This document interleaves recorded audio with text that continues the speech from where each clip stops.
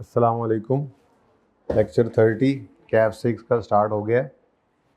कल IS 12 start किया था हमने और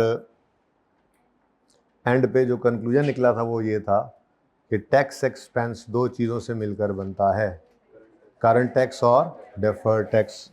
करंट टैक्स की वर्किंग से आता है, जिसमें PBT में ऐड लेस करके हम चीज़ें टैक्सेबल प्रॉफिट निकालते हैं और टैक्स रेट लगाते हैं। और डेफर्ड टैक्स के लेजर से बैलेंसिंग निकलता है, जबकि डेफर्ड टैक्स के लेजर का जो क्लोजिंग बैलेंस है वो निकालने के लिए हमें deferred tax liability slash asset as on वाली वर्किंग करनी पड़ती है। उस लायबिलिटी एसेट एज ऑन वाली वर्किंग के अंदर हम डिफरेंस लेते हैं कैरिंग अमाउंट्स और टैक्स बेसिस का, जिसमें हमने एक कल पढ़ा था PPE। कोई भी एसेट होगा उसके लिए रूल यही चलेगा, कोई भी एसेट हो उसके लिए रूल यही बनता है कि कैरिंग अमाउंट अगर एसेट की टैक्स बेस से ज़्यादा हो तो ये टैक्सेबल टेम्परेरी डिफरेंस होता है। ये तो हम याद कर लेंगे आहिस्ता आहिस्ता, लेकिन हर एसेट को हम सोच के ही किया करेंगे। तो कल हमने जो सोचा था, कैरिंग अमाउंट 18 थी, टैक्स बेस 12 थी। हमने कहा था ये बुक वैल्यू जो होती है ये फ्यूचर की डेप्रीसिएशन को कहते हैं। तो अगर फ्यूचर में अकाउंटिंग वालों ने, ये मैं ज़बानी कर रहा हूँ, उसकी ज़रूरत तो नहीं है तस्वीर की, दिमाग में तस्वीर चल रही है ना, वरना पिछले सेशन में जाके देखता हूँ कहीं पे शायद वो पिक्चर बोर्ड की फ़ोटो की ज़रूरत तो नहीं है ना, ये दिमाग में चलना चाहिए सर, ठीक है ना। हमने कहा था 18 रुपये कैरिंग अमाउंट है, 12 रुपये टैक्स बेस है, तो अकाउंटिंग वालों ने फ्यूचर ईयर्स में 18 रुपये की डेप्शन चार्ज करनी है, जबकि टैक्स वालों ने फ्यूचर ईयर्स में 12 रुपये अलाउ करना है।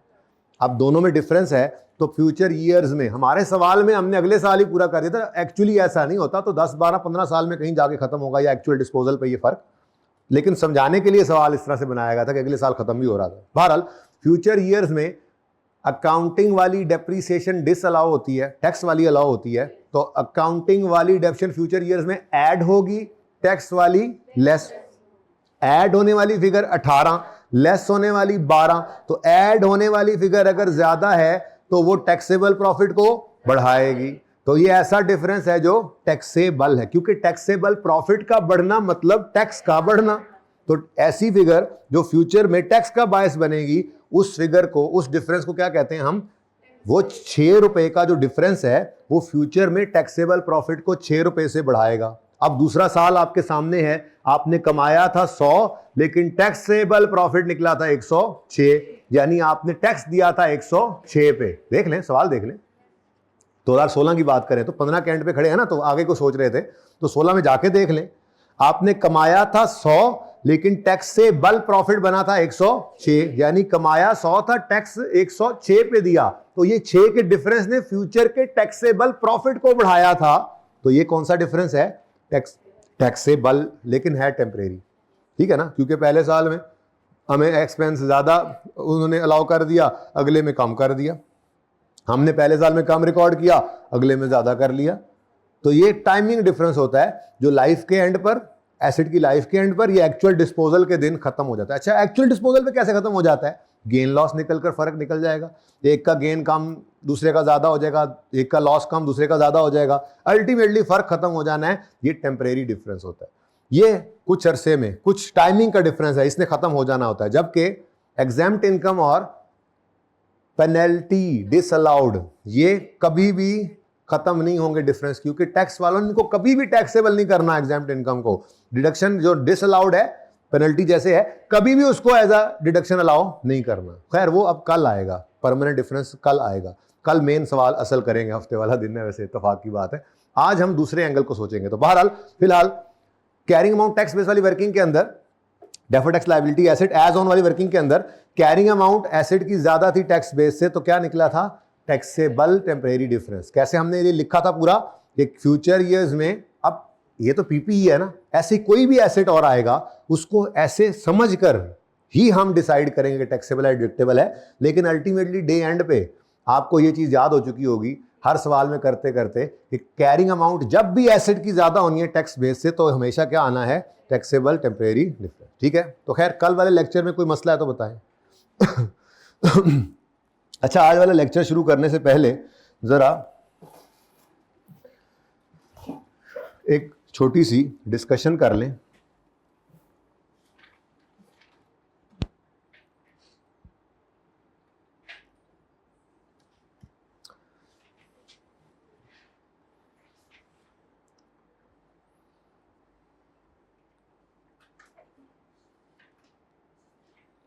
ग्रेच्युटी का नाम सुना हुआ? ग्रेच्युटी, ग्रेच्युटी किसे कहते हैं? आपके पास एक बंदे ने कई साल काम किया, तो आपने, ये बेसिकली पॉलिसी होती है आपकी, जो जब आप उसको एम्प्लॉयमेंट पे रखते हैं तो आप उसके एग्रीमेंट में लिख लेते हैं। तो ये आप करते हैं कि जो बंदा की खिदमत करके कई साल जब छोड़ के जाने लगता है तो आप एक उसको इकट्ठी सर्टन अमाउंट जो है वो पे करते हैं। उसका हर एक ऑर्गेनाइजेशन का अपना रूल होता है। बहरहाल मिसाल के तौर पे वो यूँ होता है कि जो बंदा भी 5 साल से ऊपर हमारे पास रुकेगा, तो फिर जब वो छोड़ के जाएगा तो लेट से उसने 10 साल हमारे पास काम किया, तो 1 लाख रुपए पर ईयर के हिसाब से उसको 10 लाख हम देंगे जाते हुए। 20 साल काम करके जा रहा है तो वो एक फार्मूला होता है, हर एक का अपना होता है, ठीक है। तो मिसाल के तौर पे 20 लाख रुपए उसको हम देकर भेजेंगे। अब ये ग्रेच्युटी बिजनेस का खर्चा है कि नहीं है? ये भी सैलरी का हिस्सा होता है, आपने टैक्स में पढ़ा होगा। Gratuity, pension, leave encashment, bonus, पता नहीं क्या क्या, बहुत कुछ सैलरी जैसे जो भी एम्प्लॉयर से एम्प्लॉय को पे होना है वो क्या कहलाता है? सैलरी, ठीक है ना। तो खैर ये सैलरी का हिस्सा यानी खर्चा है। अब क्या मुनासिब है 20 साल बाद जब ये छोड़ के जाए तो 20 लाख रुपए उसी 20वें साल में इकट्ठा एक्सपेंस आउट करना चाहिए? क्या ख्याल है? नहीं, ये तो मैचिंग कॉन्सेप्ट की वायलेशन हो जाएगी।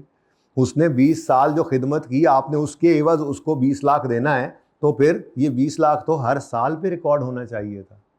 ऐसे ही है ना। अब चूंकि कंफर्म नहीं होता कि कितने अरसे बाद बंदा जो है वो जाएगा, उसको कितने देने पड़ेंगे, तो फिर एक अंदाज़ा लगाया जाता है। क्या किया जाता है जी? एस्टीमेट लगाया जाता है, और उस एस्टीमेट की बेस पे प्रोविजन क्रिएट की जाती है। अच्छा, ये ग्रेच्युटी भी ना, ये एक्चुरीज होते हैं, प्रोफेशनल्स होते हैं जो आपको कैलकुलेट करके दे देते हैं। नॉर्मली अगर ज़्यादा हो एम्प्लॉइज़, वो फिर बहुत सारी चीज़ें देखते हैं, हमारे मुल्क की हालात कैसे हैं, लोगों की सेहत कैसी है, एवरेज उम्र कितनी है, वगैरह वगैरह वगैरह वगैरह, बहुत सारी चीज़ें लेकर वो एस्टीमेट आपको निकाल के दे देते हैं। बहरहाल सादा बात, हम उस बहस में नहीं जाना। सादा सी बात यह है कि ग्रेच्युटी पे तो होनी है जब कभी किसी एम्प्लॉई ने छोड़ना है, लेकिन जब वो सर्विसेज दे रहा है तो साथ साथ उसको हमने अंदाजे की बुनियाद पे रिकॉर्ड भी करना होता है। तो ये अंदाजा तो प्रोविजन है, अंदाजों को टैक्स वाले मानेंगे नहीं और एक्चुअल पेमेंट को मानेंगे। तो फिर यहां पर आएगा फर्क अगेन हमारा, ठीक है। तो ये जरा समझिएगा। तो मैं ग्रेच्युटी आपको समझाने लगा हूं। प्रोविजन फॉर ग्रेच्युटी, प्रोविजन क्यों कहते हैं इसको? अंदाजा है। प्रोविजन फॉर ग्रेच्युटी, ये अगर इसको आप और आसान करें तो ये ग्रेच्युटी पेएबल कह सकते हैं इसको। ये पेएबल का लेजर है एक तरह से। बस ये लायबिलिटी नहीं, प्रोविजन क्यों है?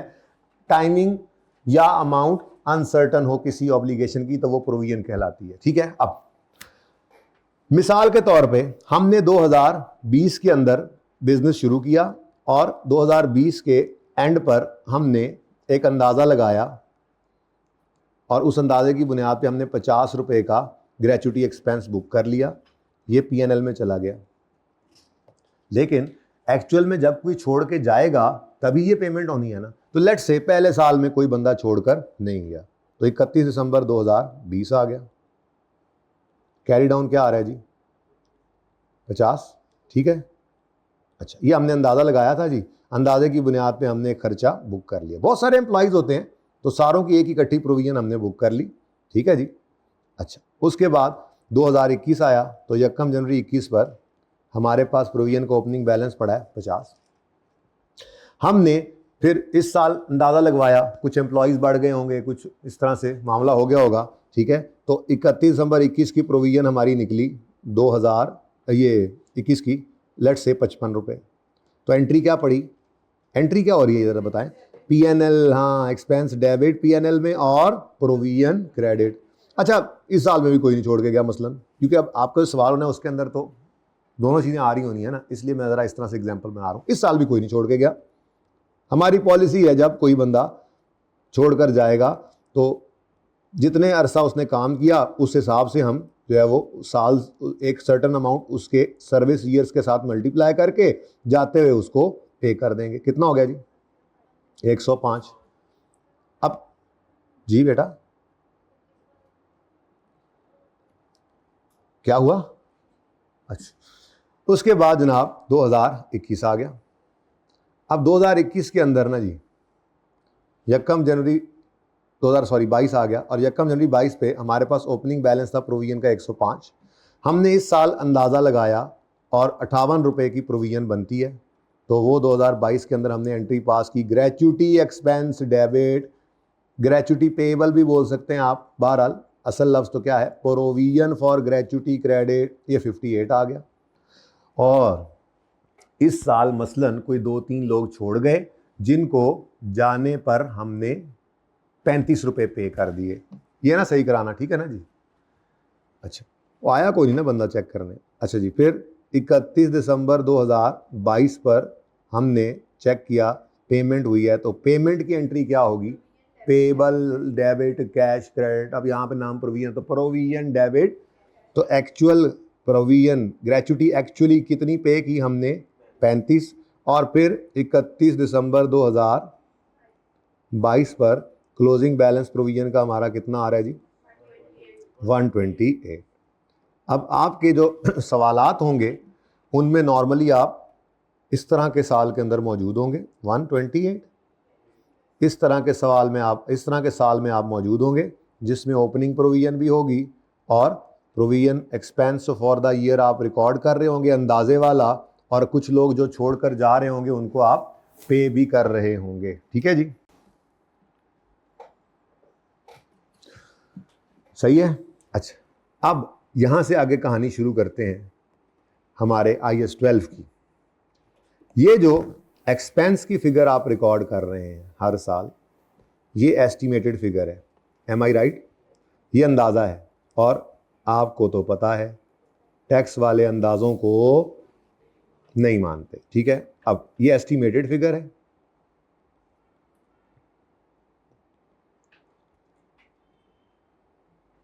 यानी प्रोविजन है ना, ये प्रोविजन अंदाज़ा मतलब एस्टिमेटेड फिगर। और उसके बाद ये जो कैश आपने पे किया आखिरकार अब आकर, ये कैश है एक्चुअल ग्रेचुटी पेड, ठीक है? तो ये हमने क्या ये क्या चीज़ है जी? Actual cash payment, actual cash payment to outgoing employees.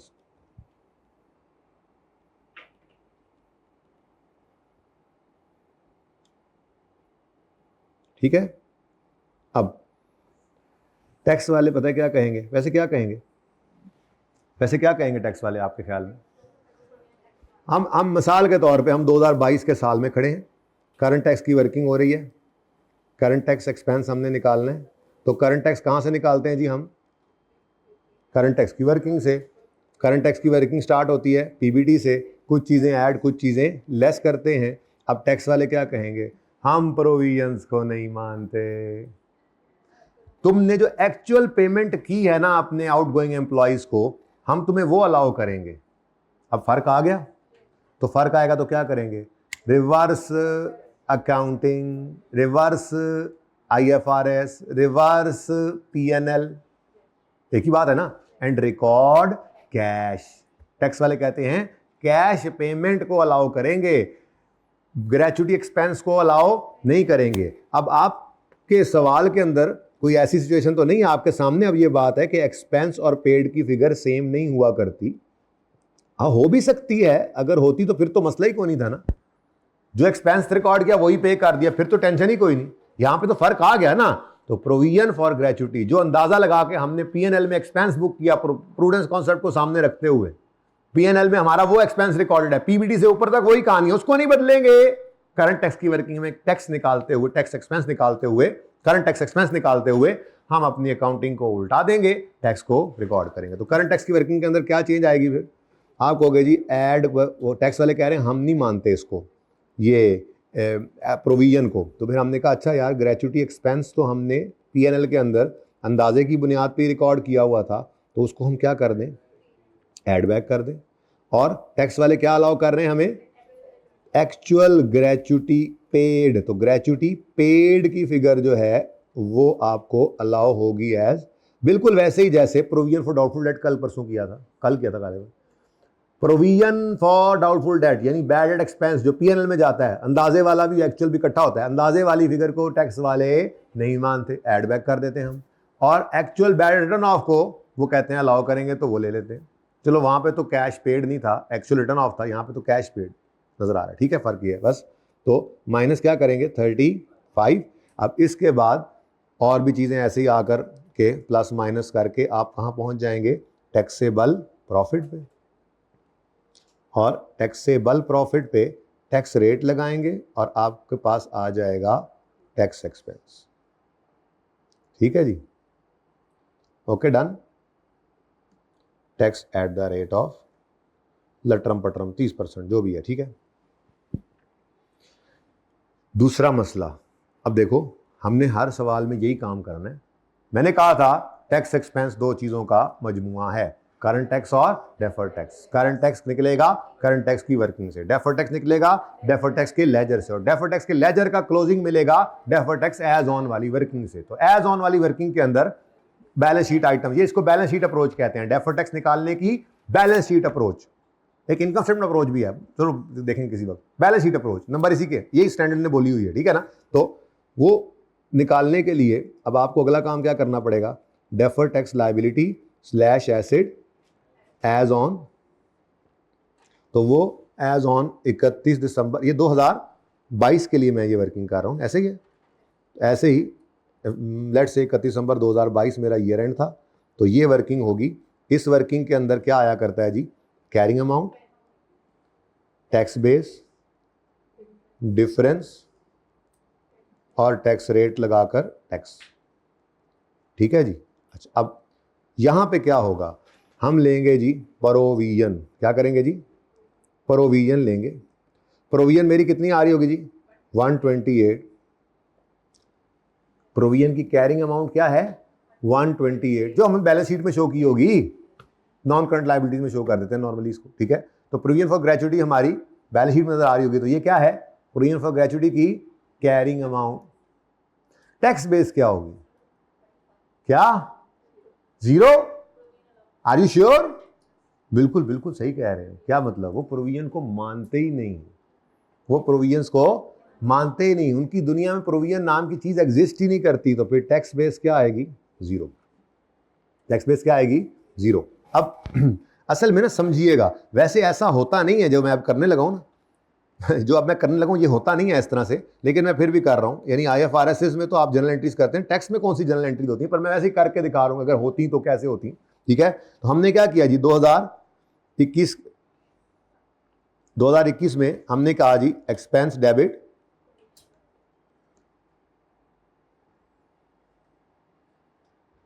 बीस है और 20 ही है बस।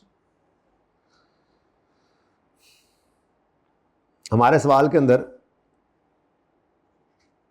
जो एक्सपेंस हमने बुक करना है ना जी 2021 के अंदर, वो 20 रुपए बुक करना है, एक्सपेंस डेबिट प्रोविजन क्रेडिट, और फिर वो जाकर के 2022 में पे होना है जब, तो उसकी एंट्री पड़नी है प्रोविजन डेबिट कैश क्रेडिट। ये भी हम सवाल करने लगे, ठीक है जी। लेकिन अगर कोई ऐसे होता नहीं है, लेकिन अगर कोई कहे यार टैक्स वालों की जर्नल एंट्रीज करके दिखाओ, तो मैंने कहा जी ये तो होनी नहीं है।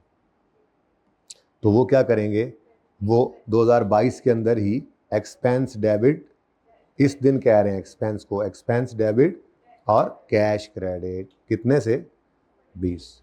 तो उनकी दुनिया के अंदर प्रोविजन नामी चीज नजर ही नहीं आ रही, ठीक है ना, इस तरह से। लेकिन ये ऐसे होता नहीं है, इसे समझना, ऐसे ऐसे नहीं करना, ठीक है ना।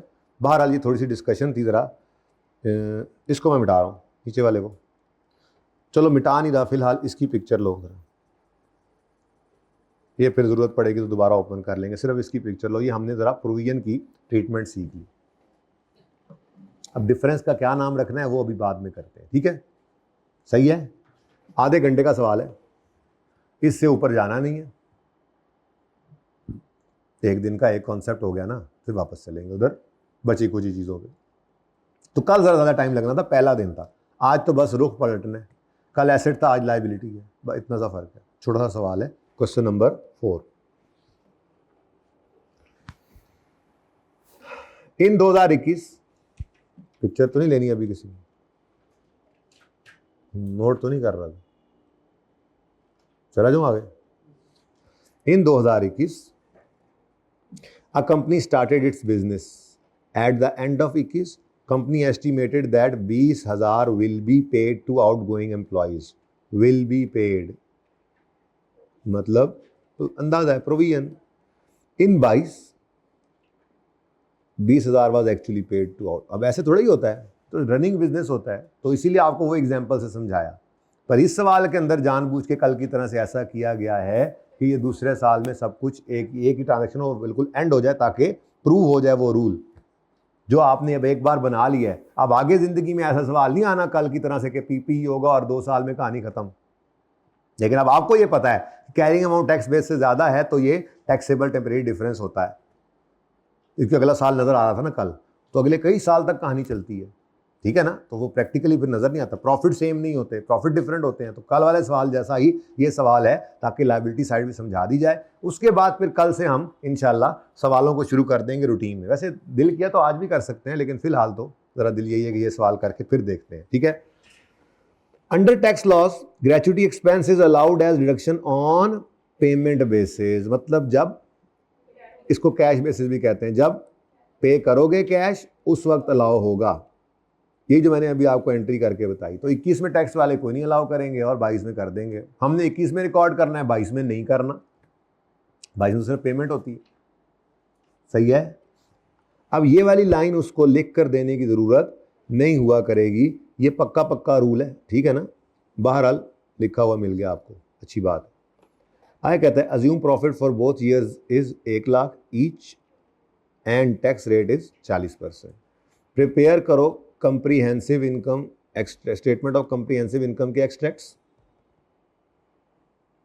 फॉर द ईयर 21 एंड 22, यहां पे ऐड कर लो अलॉन्ग विद नोट्स। कल मैंने नोट पूरा नहीं बनाया था, मैंने कहा था कि रेकंसिलिएशन भी बनती है, ठीक है जी। तो अच्छा, रेकंसिलिएशन आज शुरू तो कर दूंगा, रेकंसाइलिंग आइटम आज कोई नहीं होना, मतलब बस बुनियाद डाल रहा हूँ उसकी, ठीक है। हाँ, अगर एक सवाल इसके बाद दूसरे का मूड कर गया करने का, लेट्स से आप लोगों के हालात देखते हुए, जज्बा देखते हुए, जुनून देखते हुए, तो मे भी जो है वो सवाल आ जाए जिसमें रेकंसाइलिंग आइटम भी होंगे। अभी फ़िलहाल तो जितना सवाल कल किया था उतना ही सवाल आज हम करते हैं। बस फ़र्क ये है कि कल हमने एक एसेट के बारे में बात की थी, आज लायबिलिटी है, ठीक है। और again carrying amount tax base का डिफरेंस है, और अगेन करंट टैक्स के अंदर एक चीज़ रिवर्स और एक रिकॉर्ड है, वही सेम बात है, बस कहानी जो है वो लायबिलिटी वाली साइड पे चलेगी। तो क्वेश्चन नंबर 4 हम करने लगे हैं जी, पेज नंबर 205। कंपनी का नाम है कोई, कंपनी ABC XYZ, जो मर्जी लिख ले।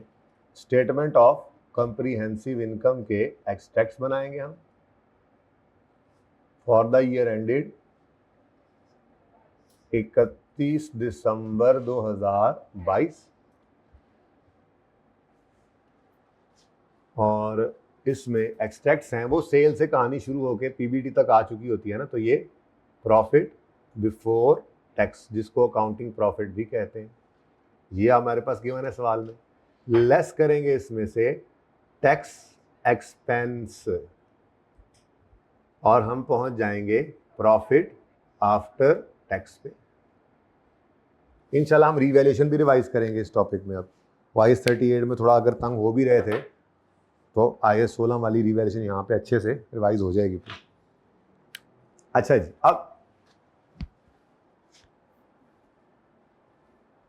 ये हम नोट नंबर, कल क्या बोला था, 12 भाई ने बोला था, नोट नंबर 12 के अंदर निकाल लेंगे।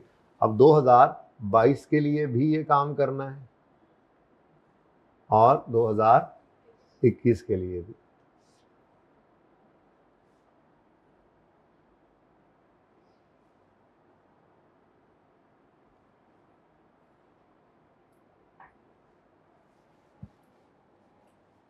ठीक है। फिर notes to the financial statement start होते हैं जी। Company ABC, notes to the financial statements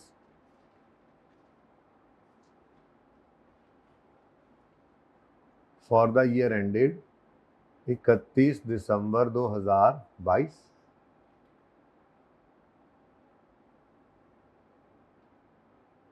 और कंपैरेटिव भी चाहिए, तो 31 दिसंबर 22 और 31 दिसंबर 21। तो रिक्वायरमेंट हमने इधर एड्रेस कर दी कि एक्सट्रैक्ट्स बनाओ और अब बाकी सब वर्किंग्स। कभी कभी ऐसा भी करता है, पास पेपर्स में जाके देखेंगे कि जो defer tax liability slash asset as on वाली वर्किंग नहीं है हमारी जो कल शुरू की है, इसी को रिक्वायरमेंट कह देता है। ये भी हो सकता है, वरना नॉर्मली यही होता है, वो टैक्स एक्सपेंस निकलवा लेगा। बल्कि इससे भी बढ़ के वो नॉर्मली क्या करता है, वो नोट बनवा लेता है। तो नोट में तो सारा कुछ ही आ रहा है।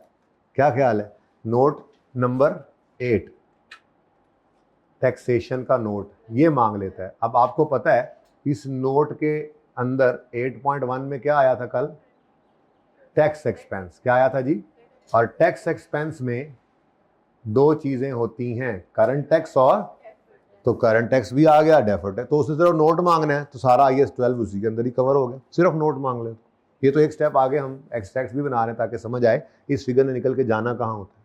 ठीक है, तो फिर टैक्स एक्सपेंस के अंदर क्या आता है जी, दो चीजें, करंट टैक्स एक्सपेंस और deferred tax expense. Current tax expense हमें मिलेगा करंट टैक्स की वर्किंग से, डेफर्ड टैक्स एक्सपेंस मिलेगा डेफर्ड टैक्स के लेजर से, पता नहीं कहाँ जाके बनेगा। ठीक है, डेफर्ड टैक्स की ledger closing deferred tax as on वाली वर्किंग से, और बैलेंसिंग फिर निकाला करते हैं। हर सवाल ऐसे ही होने, मुश्किल से मुश्किल सवाल में क्या हो, एडजस्टमेंट्स बढ़ती जाएंगी, चीज़ें बढ़ती जाएंगी, फॉर्मेट पहले दिन वाला ही रहेगा इंशाल्लाह। ठीक है, तो ये जनाब आपके दोनों मिलकर बनते हैं टैक्स एक्सपेंस, जो यहाँ से उठकर चला जाता है कहाँ पे जी, P&L के मुंह के ऊपर। फिर दूसरी चीज क्या है जी, रिकंसिलिएशन। आज के सवाल में जरूरत तो नहीं है जी, 12 है, अच्छा दिमाग में 8 चल रहा था, 12.1 12.2। ठीक है जी, अब रिकंसिलिएशन बनानी है जी, किस चीज की, पूरा लिख लें, reconciliation of profit before tax with tax expense. लिखें लिखें लिखें, मेरे पास जगह तंग है, मैं लिख दो तो फिर मिटा दूंगा। रिकंसिलिएशन ऑफ, पूरा लिखना है, प्रॉफिट बिफोर टैक्स, या अकाउंटिंग प्रॉफिट भी लिख सकते हैं, विद टैक्स एक्सपेंस। तो ये आपने पूरा लिख लेना है, पर्चे में पूरा लिखना है, reconciliation of PBT with tax expense, reconciliation of accounting profit with tax expense. ठीक है,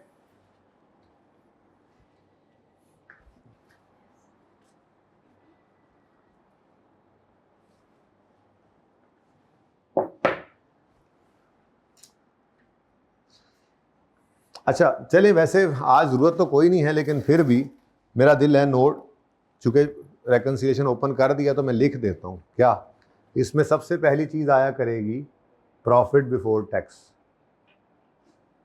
प्रॉफिट बिफोर टैक्स। ठीक है जी, ये जो यहाँ पे पड़ा होगा वही इधर भी आ जाएगा। ठीक है, उससे इसके नीचे हम लगाएंगे डबल अंडरलाइन, इसको सीट बेल्ट बांधेंगे। ठीक हो गया, इसके नीचे अगली लाइन में लिखेंगे टैक्स रेट। सवाल के अंदर जो करंट टैक्स की वर्किंग में टैक्स रेट लगा होगा वही टैक्स रेट आपका यहाँ पे आएगा। फिर आप इस PBT पर ये टैक्स रेट लगाएंगे तो आपके पास आ जाएगा टैक्स एक्सपेंस। ये वाली फिगर और ये वाली फिगर रेकंसाइल कर जाएंगी, और जब ये रेकंसाइल नहीं करेंगी तो फिर इसके नीचे कुछ रेकंसाइलिंग आइटम्स आएंगे।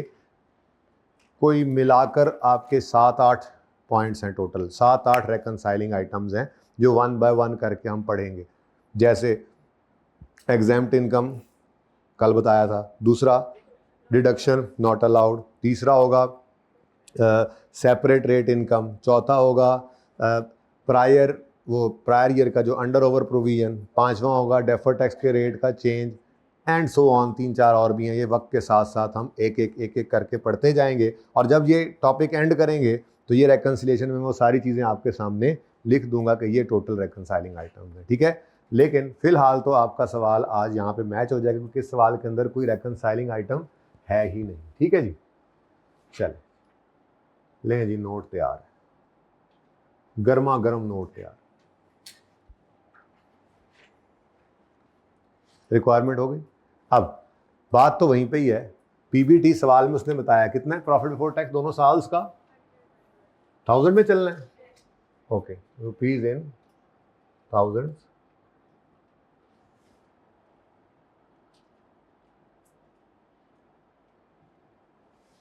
तो ये तो 100 रुपया उसने खुद बता दिया, दोनों साल का सेम, ठीक है।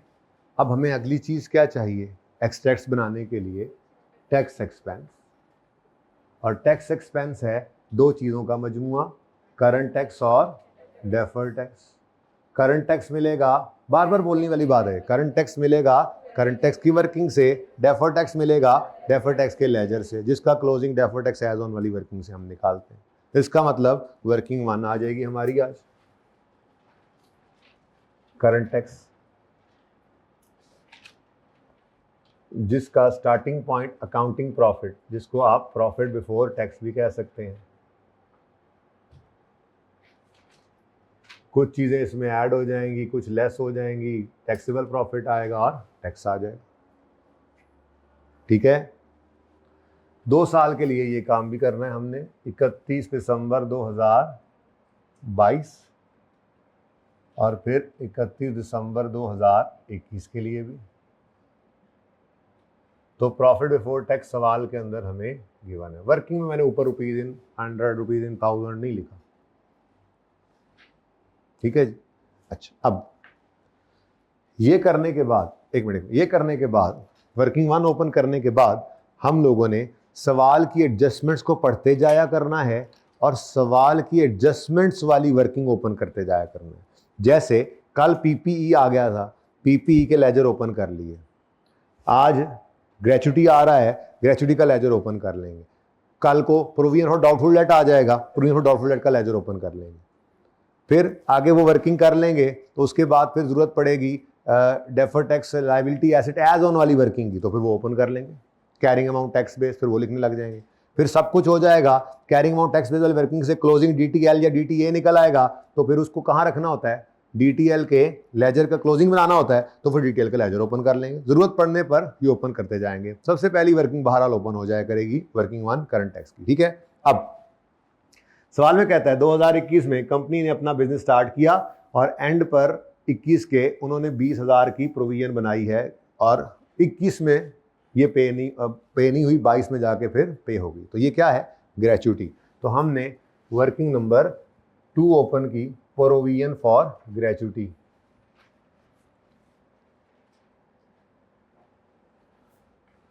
तो प्रोविजन फॉर ग्रेचुटी का लेजर ओपन हो गया,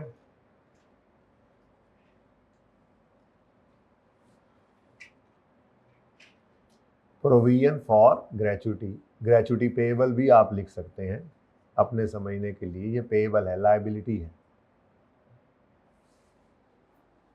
ठीक है। अब 2021 में बिजनेस शुरू हुआ और उनका अंदाजा है कि 20,000 रुपये पे करने पड़ेंगे एस्टिमेटेड, तो 31 दिसंबर 2021 पे एक एंट्री पास हुई, एंट्री बोलेंगे gratuity expense debit, gratuity provision या पेएबल क्रेडिट, कितने से, 20 से। इस साल में कोई पेमेंट नहीं हुई, तो 31 दिसंबर 2021 पर क्लोजिंग बैलेंस क्या आ रहा है, यही 20,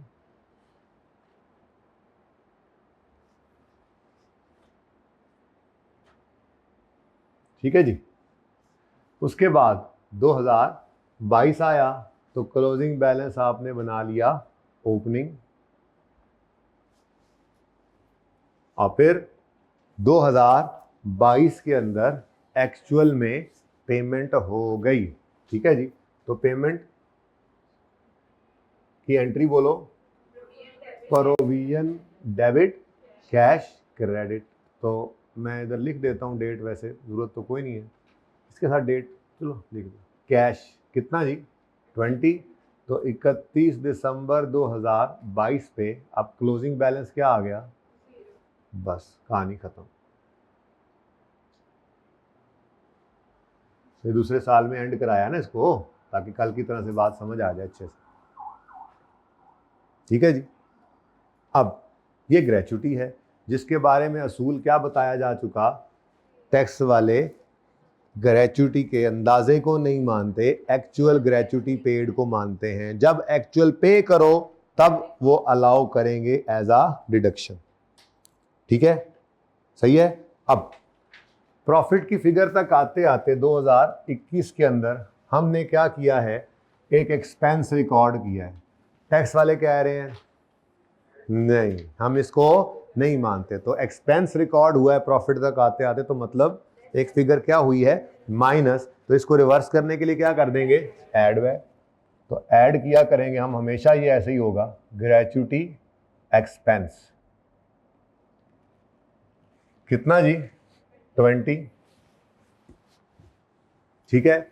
और लेस किया करते हैं, वो कहते हैं जी जब ग्रेच्युटी पे करो तो ग्रेच्युटी पेड लेस करनी है। ग्रेच्युटी पे कितनी की, 21 में कोई पेमेंट नहीं हुई, इसका मतलब 2021 का जो टैक्सेबल प्रॉफिट है वो कितना आ गया 120 टैक्सेबल प्रॉफिट आ गया, और इस पर 40% का रेट, 40% लगेगा, और हमारे पास क्या आ जाएगा जी, करंट टैक्स एक्सपेंस, ठीक है जी। तो टैक्सेबल प्रॉफिट आ गया, और इस पर टैक्स लगा एट द रेट ऑफ 40%, कितना 48। तो 2021 की करंट टैक्स की एंट्री बनी, CTE डेबिट CTP क्रेडिट 48 से। अच्छा, अब एक दफ़ा वही ज़बानी वाला काम, कमाया 100, टैक्स आज दिया 120 पे। तो जैसे कल टैक्स वाले आपके फूफो के लड़के नहीं थे, तो ऐसे ही आप भी टैक्स वालों के खाला के बच्चे नहीं हैं। अगर आपने आज कमाया कम है और टैक्स ज़्यादा दिया है, तो फ्यूचर में कमाएंगे ज़्यादा, टैक्स कम देंगे। तो फिर फ्यूचर के बारे में खुद को लायबल फील करेंगे या एंटाइटल्ड, लायबल फील करें या एंटाइटल्ड, फ्यूचर में लायबिलिटी बन रही है या एसेट, फायदा होने लगा है ना, कि कमाएंगे ज्यादा टैक्स देंगे कम। तो अगर एसेट को आज खड़े होकर बुक करना है, तो एसेट बुक करने के लिए क्रेडिट करेंगे या डेबिट। वापस आए कल वाले सवाल पे, कमाया था ज्यादा, टैक्स दिया था कम। आपने कहा फ्यूचर में कमाएंगे कम, टैक्स ज्यादा देना पड़ेगा, तो खुद को लायबल फील करें, तो लायबिलिटी बुक की थी। लायबिलिटी बुक करने के लिए क्या करते हैं, क्रेडिट।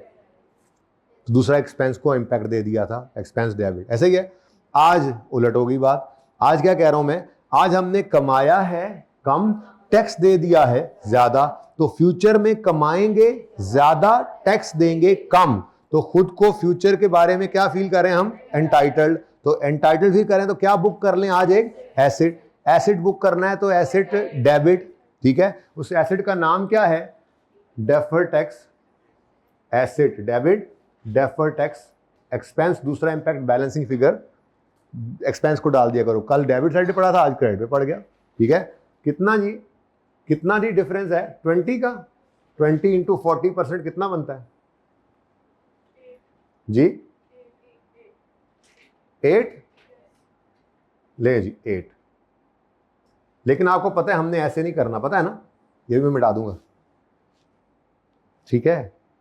ये एंट्री लिखी रहे, थोड़ी देर में मैं मिटा दूंगा, ये तरीका नहीं, ठीक है ना, ये बात समझ आई है। अच्छा, अब करंट टैक्स तो जैसे ही निकला करे आपने उसकी एंट्री किया करनी है, क्या, CTE debit, TE debit, expense debit तो बढ़ गया कितने से, 48 से। और दूसरी एंट्री क्या हो रही है जी, DTA debit, DTE TE tax expense credit, expense कम कितने से, तो यहां पे क्या आ जाएगा 40।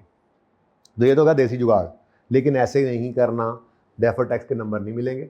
डेफर टैक्स के नंबर मिलेंगे उसको जो बैलेंस शीट अप्रोच से इसको निकालेगा, ठीक है। तो ये मैं अब दोबारा मिटा रहा हूँ, एंट्री यही होगी इंशाल्लाह, DTA डेबिट, DTE क्रेडिट, कहीं साइड पे लिख के रख लो बेशक, ये चलो लिख ही रहे, अभी नहीं मिटाता, नहीं आप लिख लो कहीं पे, मैं मिटा रहा हूँ। DTA डेबिट, DTE क्रेडिट, बस ये देखना यही होगा इंशाल्लाह, ठीक है।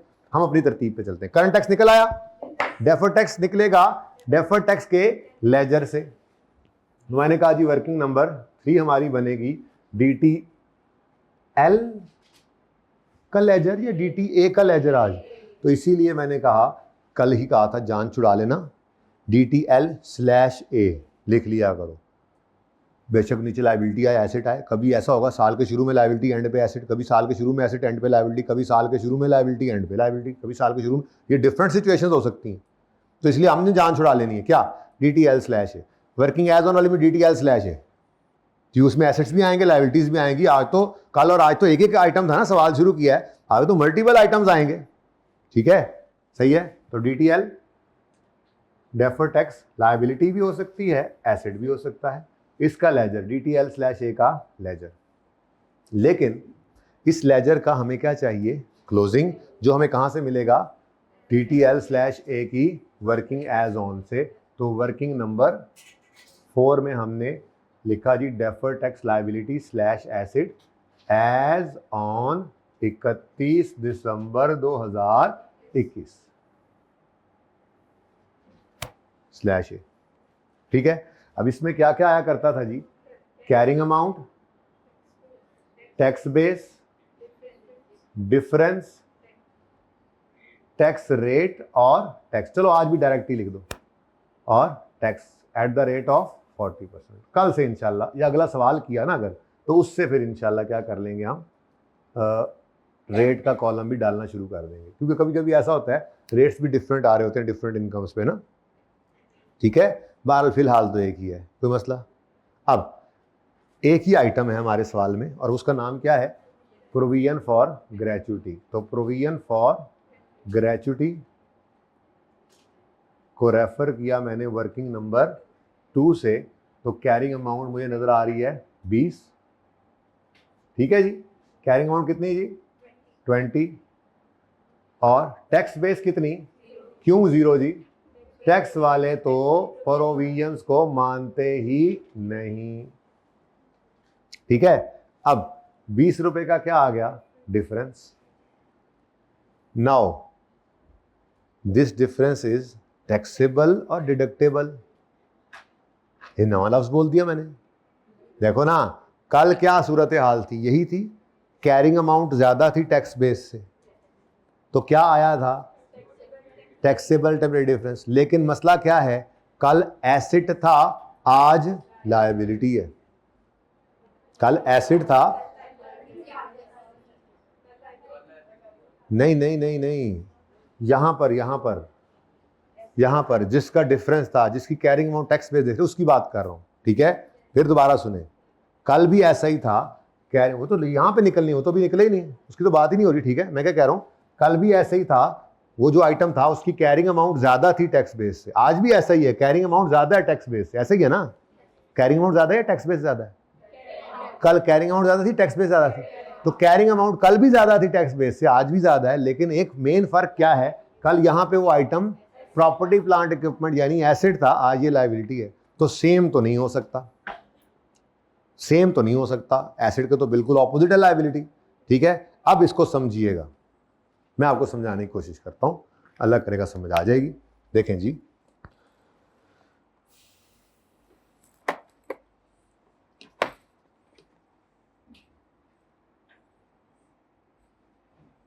मैं मिसाल के तौर पे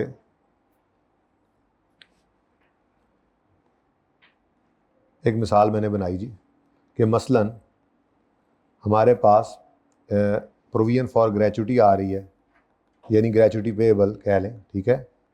क्लोजिंग डेट पर ये जनाब मेरा साल है 31 दिसंबर 2024 और क्लोजिंग मेरे पास आ रहा है जी 15 रुपये। ये मेरा साल ख़त्म हो गया, ठीक है जी। ये कैसे आया जी? मैंने बिज़नेस शुरू किया था और मैंने एक अंदाजे के मुताबिक एक्सपेंस बुक किया था 15, ठीक है जी। अगले साल ये क्लोजिंग क्या बनेगा? ओपनिंग। मैं खड़ा कहाँ पे हूँ इस वक्त? 24 में। 25 में ये क्लोजिंग क्या बना? ओपनिंग। और मैंने बिजनेस बंद कर दिया और ग्रेचुटी जाहिर सी बात है इनको कही हुई थी, तो इनको जाते हुए अब इन्होंने जाना है तो पे करनी है, ठीक है। तो मैंने यहाँ पर इसको पे करना है। अब ये देखना ज़रा, ये क्लोजिंग पेएबल है जो फिर ओपनिंग पेएबल बना, ऐसे क्या ना। अब मैं ये कह सकता हूँ ये क्लोजिंग पेएबल, ये क्लोजिंग पेएबल फ्यूचर में पे होगा, ऐसे कह सकता हूं। ये क्लोजिंग पेएबल फ्यूचर में जब कभी पे होगा, टैक्स वाले इसको तब अलाउ करेंगे एज अ डिडक्शन। यानी फ्यूचर ईयर्स में ये फिगर क्या होगी? टैक्सेबल प्रॉफिट्स में से लेस, ठीक है। ऐड क्या होना है? एक्सपेंस। वो तो इस साल में है नहीं, मतलब वो तो मैंने पहले रिकॉर्ड कर लिया ना, मतलब बिल्कुल ही डिफरेंट है ना ये। हम पूरा एक्सपेंस पिछले साल बुक कर चुके हैं, टैक्स वाले 1 रुपया का नहीं बुक कर रहे थे और अगले साल हमने 1 रुपया बुक नहीं किया, उन्होंने पूरा अलाउ कर दिया। कल तो फिर कुछ डेप्शन में हम भी कर रहे थे, वो भी कर रहे थे। अब समझिए, ये क्लोजिंग पेएबल फ्यूचर में जब कभी पे होगा, टैक्स वाले इसको अलाउ करेंगे एज अ डिडक्शन। तो इसका मतलब ये जो 12 रुपए, उधर हमारे सवाल में 20 का है, चले इधर 15 रुपए का जो डिफरेंस है, ये डिफरेंस ऐसा डिफरेंस है जो डिडक्टेबल है इन फ्यूचर। क्या है जी? डिडक्टेबल है इन फ्यूचर, क्योंकि जब कभी ये फ्यूचर, ये पेएबल है, फ्यूचर में पे होना है। टैक्स वाले कहते हैं जब पे होना है हमने तब अलाउ करना है। इसका मतलब फ्यूचर में जब कभी ये पे होगा, टैक्स वाले इसको अलाउ करेंगे एज अ डिडक्शन। तो ये फिर कौन सा डिफरेंस हुआ? टैक्सेबल, डिडक्टेबल, लेकिन है टेम्परेरी डिफरेंस ही, ठीक है। Deductible temporary difference. ये नहीं कह रहे टैक्स वाले हम कभी भी अलाउ नहीं करेंगे, वो कह रहे हैं जब पे करोगे अलाउ करेंगे। हमने जब एक्सपेंस बुक किया पीएनएल में, जब प्रोविजन मतलब क्रिएट की, उस वक्त हमने पीएनएल बुक कर लिया उसको अंदाजा लगा के, टैक्स वालों ने उसको बाद में अलाउ कर दिया, ठीक है। तो फिर अपने सवाल में आओ। डिफरेंस कितना है? 20 का। ये डिफरेंस क्या है? इस डिफरेंस क्या कहेंगे हम? डिडक्टेबल टेम्पोररी डिफरेंस, जिसको प्यार से हम आज के बाद कहा करेंगे डीटीडी। अब इसके साथ लगाओ एक स्टार, डिडक्टेबल टेम्पोररी डिफरेंस के बारे में, और ये जुमला लिखो। ये जहां पे कल लिखा था उसी के साथ ही आज लिख लो, नहीं तो नई जगह लिख लो। या मैं बोलने लगा हूं वही वाली बात, सबसे लंबी बात कल ही थी, उसकी सबसे लंबी बात है एसिड की। ये तो अब सारे ऐसे 2-2 लाइनों में लिखे जाया करेंगे इंशाल्लाह, ठीक है।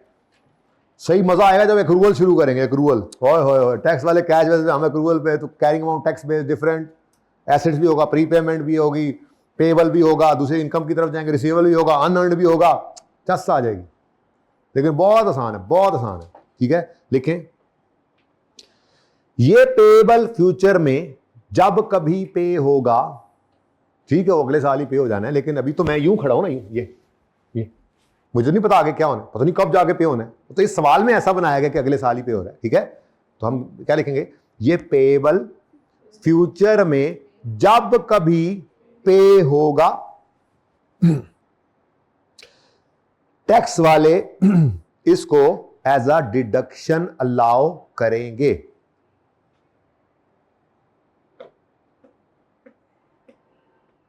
ये पेबल फ्यूचर में जब कभी पे होगा, टैक्स वाले इसे एज अ डिडक्शन अलाउ करेंगे।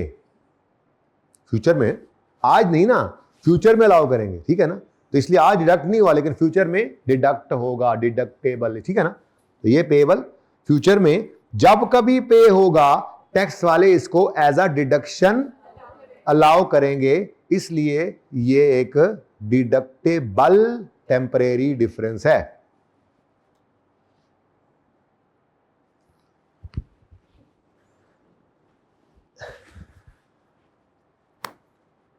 लिख लिया? अच्छा आप सुनो एक मिनट के लिए रुक के। फ्यूचर ईयर्स में टैक्स वाले इसको अलाउ करेंगे एज अ डिडक्शन, यानी क्या करेंगे, टैक्सेबल प्रॉफिट में से हमसे माइनस करवाएंगे। ठीक है, तो टैक्सेबल प्रॉफिट में से अगर ये माइनस होगा तो टैक्सेबल प्रॉफिट बढ़ेगा या कम होगा? कम होगा। टैक्स कम होगा तो आज खड़े होकर खुशी महसूस करें या दुख? खुशी को लायबिलिटी कहते हैं या एसेट? तो इसका मतलब डिडक्टेबल टेम्परेरी डिफरेंस के पुत्र का नाम क्या है? Deferred tax asset. कल टैक्सेबल, देखो ना, समझो भी सही ना, समझो भी सही ना, एक ऐसा डिफरेंस जो फ्यूचर में टैक्सेबल होगा तो आज खड़े होके उसके बारे में खुद को लायबल फील करते हैं ना कि फ्यूचर में टैक्स देना पड़ेगा, तो क्या बुक करते हैं? लायबिलिटी। और एक ऐसा डिफरेंस जो फ्यूचर में डिडक्टेबल होगा तो आज खड़े होके, क्योंकि देखो टैक्सेबल का मतलब क्या है, उसने टैक्सेबल प्रॉफिट को बढ़ाना है, टैक्स को बढ़ाना है, लायबल फील करेंगे। डिडक्टेबल का मतलब क्या है, उसने टैक्सेबल प्रॉफिट को कम करना है, तो टैक्स को भी कम करना है। तो ऐसा डिफरेंस जो फ्यूचर में डिडक्टेबल होना है, उसका मतलब क्या है, उसने फ्यूचर के टैक्सेबल प्रॉफिट्स को कम करना है, तो टैक्स को भी कम करना है। तो आज खड़े होकर क्या महसूस करेंगे?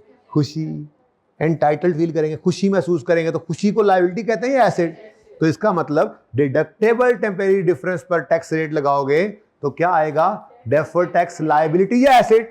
एसेट। कल टैक्सेबल टेम्परेरी डिफरेंस के बेटे का नाम क्या निकला था? Deferred tax liability. क्यों? ऐसा डिफरेंस था जो फ्यूचर में टैक्सेबल होना है। तो उसके लिए आज क्या फील करें? बुक करना है। अगर कुछ बुक करना है तो लायबिलिटी फील करें, लायबल फील करें। तो डीटीएल वर्ल्ड क्या था? TTD. DTL was sum of TTD, जबकि asset DTA is sum of done. ठीक है जी, तो इस पर रेट लगाएं। क्या आंसर आया? वही 8 आ गया जी। ये क्या है जी? Deferred tax asset. Deferred tax asset, प्यार से इसको कहा करेंगे डीटीए। ठीक है, तो वो जुमला पूरा कर लेना। ये पेएबल फ्यूचर में जब कभी पे होगा, टैक्स वाले इसको एज अ डिडक्शन अलाउ करेंगे, तो ये आज खड़े होकर ये एक डिडक्टेबल टेम्परेरी डिफरेंस है और इस पर डेफर्ड टैक्स एसेट बनेगा, और इस पर डेफर्ड टैक्स एसेट बनेगा। समझ आ रही है? लग नहीं रहा?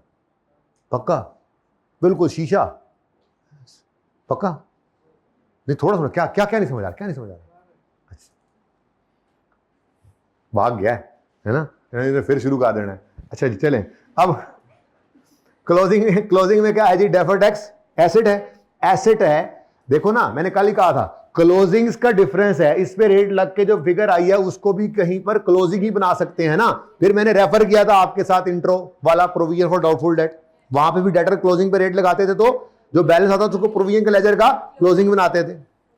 तो बिल्कुल ऐसे ही यहां पर कैरिंग अमाउंट टैक्स बेस क्या है? ये बैलेंस शीट के अंदर कैरिंग अमाउंट नजर आती है, और टैक्स बेस जो टैक्स वालों के हिसाब से बनती है। तो क्लोजिंग बैलेंसेस पर डिफरेंस निकला, उस पर रेट लग के जो फिगर आई है उसको हमने फिर क्लोजिंग बैलेंस बनाना है। किस लेजर का? तो सब कुछ सेम चल रहा है कल की तरह से। ठीक है, अब आज क्लोजिंग बैलेंस क्या आया है? Deferred tax asset. तो एसेट का क्लोजिंग आपको पता है इधर आया करता है, इधर नहीं आता? अच्छा चलो, ओपनिंग तो इधर आएगा ना फिर। तो 1 जनवरी 2021 पर कितना है जी ओपनिंग एसेट? लेकिन 31 दिसंबर 2021 पर क्लोजिंग बैलेंस कितना आ गया? वर्किंग नंबर 4 से 8। लो जी, ओपनिंग क्लोजिंग का डिफरेंस क्या है? डेफर्ड टैक्स एक्सपेंस, जो हमने ब्लू मार्कर से निकालना होता है, पता है ना? Where is my Billu? Billu, balancing figure debit side पे आ गई, और ये क्या है जी? Deferred tax expense. क्या एंट्री बन रही है? डीटीए का लेजर डेबिट, डीटीई क्रेडिट। अभी एंट्री वही की थी, बोलो। तो असल में बहुत सारी चीजें होती हैं, इस तरह से हम नहीं चला करते एक एक आइटम को। तो यहाँ पे इकट्ठा करके फिर कोई एसेट आएगा, कोई लायबिलिटी आएगी, कोई एसेट कोई लायबिलिटी, नेट में करके एसेट या लायबिलिटी यहाँ लिखेंगे, और सारे बिजनेस के सारे डिफरेंसेस का एक ही डेफर्ड टैक्स एक्सपेंस निकल आएगा। वहाँ पर तो एक ही फिगर जानी है ना। तो ये आहिस्ता आहिस्ता चीज़ें बढ़ेंगी अब, ठीक है। तो एंट्री देखो 2021 की क्या बनी, DT, मैं यूं ही लिख लेता हूँ, DTL/A, लेजर का नाम जो ये रख लिया, ठीक है, DTL/A डेबिट और DTE credit, TE credit, TE credit, expense credit मतलब कम, तो एक्सपेंस कम होना है नेगेटिव साइन के साथ शो कर दिया, और यहां पे क्या आ गया 48, 40, अब 40 चला गया ऊपर, और आपके पास 60 रुपीज क्या आ गया, देखो डिस्टॉर्शन रिमूव हो गई, एक आम आदमी भी देखेगा पीबीटी और उस पर लगाएगा 40%, तो 40 ही आएगा, ठीक है, कोई मसला। अगली चीज क्या है, रिकंसिलिएशन। रिकंसिलिएशन के अंदर सबसे पहली चीज क्या आएगी, पीबीटी। ये पीबीटी है, ठीक है ना, टैक्सेबल प्रॉफिट नहीं है, क्या है ये, पीबीटी है, ठीक है। लेकिन हमने चूंकि डेफर्ड टैक्स का हथियार इस्तेमाल कर लिया हुआ है, तो इंशाल्लाह जब इस पे रेट लगेगा, कितने परसेंट है, यहां लिखेंगे 40%, तो यहां पे क्या आंसर आया 40, ये दोनों क्या हो गए, रेकंसाइल। ये बात समझ आई है। अच्छा, ये कब रेकंसाइल नहीं होगा, ये तब रेकंसाइल नहीं होगा जब कोई परमानेंट डिफरेंस आ जाए। क्यों, क्योंकि डेफर्ड टैक्स सिर्फ कैटर करता है टेम्परेरी डिफरेंसेस को। देखो तो सही क्या नाम लिखा हुआ है, कल टैक्सेबल टेम्परेरी डिफरेंस, आज deductible temporary difference, timing difference को कवर करता है, परमानेंट डिफरेंसेस को ये कवर नहीं करेगा, ठीक है ना। तो फिर उस वजह से रेकंसिलिएशन नहीं मैच करेगी, तो रेकंसाइलिंग आइटम्स हम डालेंगे इंशाल्लाह, ठीक है। पर अभी सिर्फ जरा बताया कि ये होगा ऐसे। जी यहां तक को मसला, चलें आगे, कोई मसला। तो टैक्स का नोट बनाना था, टैक्स के नोट के अंदर दो चीजें, टैक्स एक्सपेंस और रेकंसिलिएशन। टैक्स एक्सपेंस और रेकंसिलिएशन, टैक्स एक्सपेंस दो चीजों से मिलकर बनता है, करंट टैक्स और डेफर्ड टैक्स। करंट टैक्स मिलता है करंट टैक्स की वर्किंग से, डेफर्ड टैक्स मिलता है डेफर्ड टैक्स के लेजर से, डेफर्ड टैक्स के लेजर का क्लोजिंग मिलता है डेफर्ड टैक्स एज ऑन वाली वर्किंग से। इसमें हम लेते हैं कैरिंग अमाउंट्स और टैक्स बेसिस। अच्छा, वैसे गैर महसूस तरीके से अब ये भी याद हो रहा है, अगर एसेट की कैरिंग अमाउंट ज्यादा होगी टैक्स बेस से तो टैक्सेबल टेम्परेरी डिफरेंस आया करेगा, और लायबिलिटी की कैरिंग अमाउंट ज्यादा होगी टैक्स बेस से तो जाहिर है एसेट के उलट है लायबिलिटी, तो डिडक्टेबल टेम्परेरी डिफरेंस आया करेगा। लेकिन हमने ये रट्टा नहीं लगाना, ये खुद ही लग जाएगा। पर मैं बिल्कुल एंड पे जाके आपको कहूंगा, बेसिकली 4 पॉसिबल रूल्स हैं, जिनमें से 2 पढ़ लिए, रूल 1 और रूल 3 पढ़ लिया। ऐसा भी तो हो सकता है एसेट की, देखो है पॉसिबिलिटी 4 ही, या asset carrying amount tax base से ज्यादा होगी, या asset carrying amount tax base से कम, या liability carrying amount tax base से ज्यादा होगी या कम। तीसरा तो वैसे ही बराबर है, बराबर में कोई डिफरेंस ही नहीं है, तो फिर तो अगली बात ही कोई नहीं होनी। तो ये पॉसिबल 4 रूल्स हैं, जो मैं फिर कोई 7, 8, 10 दिन बाद आपको कहूंगा कि बेटा पर्चे के लिए ये टिप है कि पर्चे में IAS 12 का सवाल देखते ही वर्किंग में साइड पे करके फटाफट लिख लेना ऐसे ही, ताकि सोचे बगैर भी तेजी से कर सको। लेकिन सोचना इसलिए सिखाता हूं हर ट्रांजैक्शन पे कि वो थ्योरेटिकली भी पूछा हुआ उसने एक बार इस तरह से कि कैरिंग अमाउंट टैक्स बेस वाली बात जो है वर्किंग करने की बजाय एक्सप्लेन कर दो।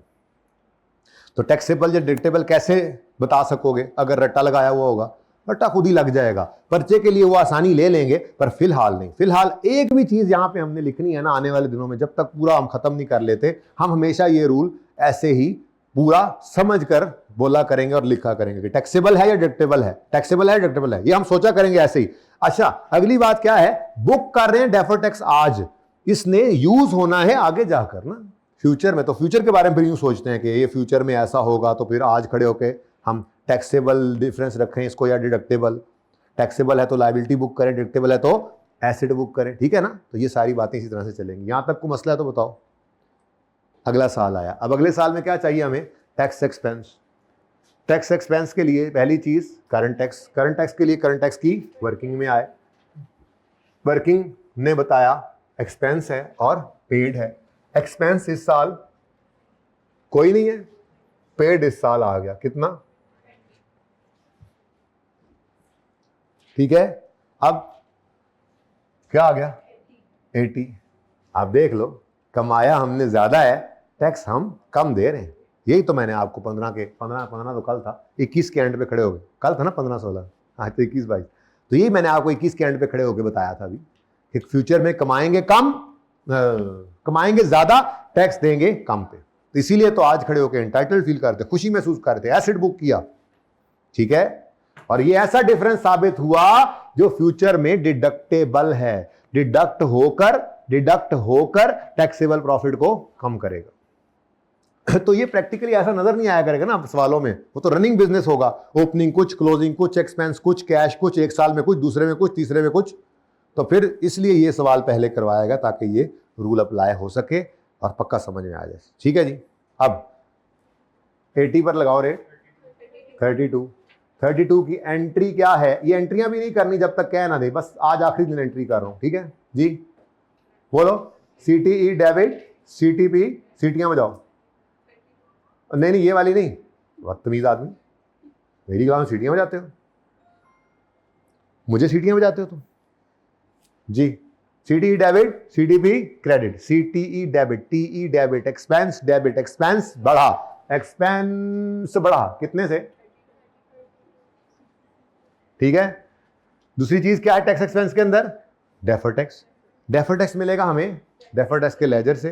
तो सबसे पहला काम करो, क्लोजिंग को ओपनिंग बनाओ, लेजर हमारा भी तैयार हो जाता है जी। उसके बाद इसका क्लोजिंग ढूंढना है तो कहां आओगे, working 5 defer tax liability slash asset as on वाली वर्किंग। एकदम से बोर होने लग गए हो आप, है ना, ये क्या यार, अब हर चीज समझ आने लग गई है। तो इंशाल्लाह हर रोज कुछ नया सीखेंगे इसमें, ऐसा नहीं है, पर रूटीन के काम रिपीट होते रहेंगे। करंट टैक्स की वर्किंग लाजमी बनती रहेगी हर सवाल में, डेफर टैक्स की बनती रहेगी, इसके अलावा तो काम ही नहीं है। ट्रांजैक्शंस बीच में बढ़ती जाएंगी, कभी लीज बीच में आ जाएगा, कभी बीच में IAS 38 इंटेंजिबल आ जाएगा, कभी बीच में IAS 21 आ रहा होगा, ठीक है। फिर कभी इसके अपने कॉन्सेप्ट्स हैं, अंडर प्रोविजन, ओवर प्रोविजन आ रहा होगा, डिफरेंट टैक्स रेट्स आ रहे होंगे, ठीक है। एग्जाम्प्ट इनकम है, डिसअलाउड एडजस्टमेंट्स, ये डिडक्शंस हैं, बहुत सारी चीजें। टैक्स रेट्स बदल जाया करेंगे, during the year tax rate बदल जाएगा, पता लग जाएगा, ड्यूरिंग द ईयर पता नहीं लगेगा, टैक्स रेट बदलेगा, बड़े सिचुएशंस आगे, हर रोज कुछ ना कुछ नया सीखेंगे। Brought forward, carry forward losses सुना होगा, वो देखेंगे। करंट टैक्स में तो टैक्स के पेपर में तो आपने किया हुआ था, IAS 12 में ये सारी चीजें उसी तरह से आएंगी। तो इसलिए इसके ऊपर 11, 12, 13, 14, 15 पता नहीं कितने दिन लगेंगे, अभी लगेंगे, ठीक है, ओके। अच्छा लें जी, carrying amount, tax base, difference, tax rate और टैक्सेबल के अभी इकट्ठे ही चल रहा है, tax at the rate of 40%। लें जी, अब कितने आइटम्स हैं जी, एक ही है फिलहाल तो सवाल में, प्रोविजन फॉर ग्रेचुटी, और वर्किंग 2 में जाकर देखा कैरिंग अमाउंट क्या हुई पड़ी है, 0। टैक्स बेस तो वैसे ही प्रोविजन की हमेशा 0 होती है, बगैर देखे ये तो लिखा करेंगे। तो डिफरेंस कितना आ गया, 0। तो DT डेफर टैक्स एसेट या लायबिलिटी भी क्या हो गया, 0। तो फिर मैं वैसे ही ज़रा लिख देता हूँ 0। वर्किंग नंबर 5 ओपन की, यानी अगले सवालों में चल के ये दूसरे साल में 0 नहीं हुआ करेगा ना, क्लोजिंग फिर निकला करेगा, डिफरेंट अगले साल में भी चीज़ें होंगी, उनके डिफरेंसेस बदलेंगे, ये क्लोजिंग दोबारा निकलेगा, फिर बैलेंसिंग फिगर क्या होगी, डेफर टैक्स एक्सपेंस। तो तरतीब पे डाल दिया अब सवाल को, ठीक है। आज अब बैलेंसिंग फिगर क्रेडिट साइड पे आ रही है, डेफर टैक्स एक्सपेंस है, एंट्री चेक करो, ये वाला अकाउंट क्रेडिट और DTE डेबिट, ये वाला अकाउंट क्रेडिट और DTE डेबिट। तो TE डेबिट मतलब एक्सपेंस बढ़ा, एक्सपेंस डेबिट एक्सपेंस बढ़ा कितने से, 8 से।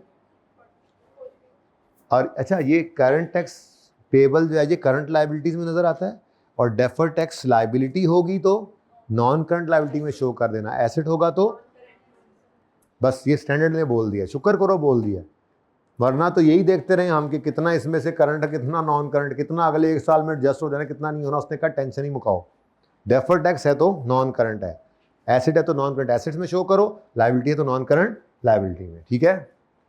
हाँ जी 40 आ गया, फिर ये 40 आ गया इधर, और 60 क्या हो गया जी, आपका प्रॉफिट आफ्टर टैक्स।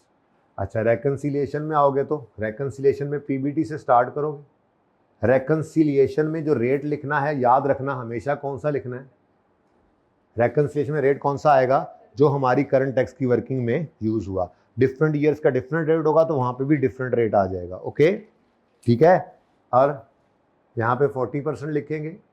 अब 100 इंटू 40 कैलकुलेटर पे करके 40% करके यहाँ पे 40 लिखकर फिर चेक करेंगे ये दोनों रेकनसाइल हो गए तो बस कहानी खत्म। नहीं होंगे तो कुछ रेकनसाइलिंग आइटम्स आया करेंगे। ठीक है जी।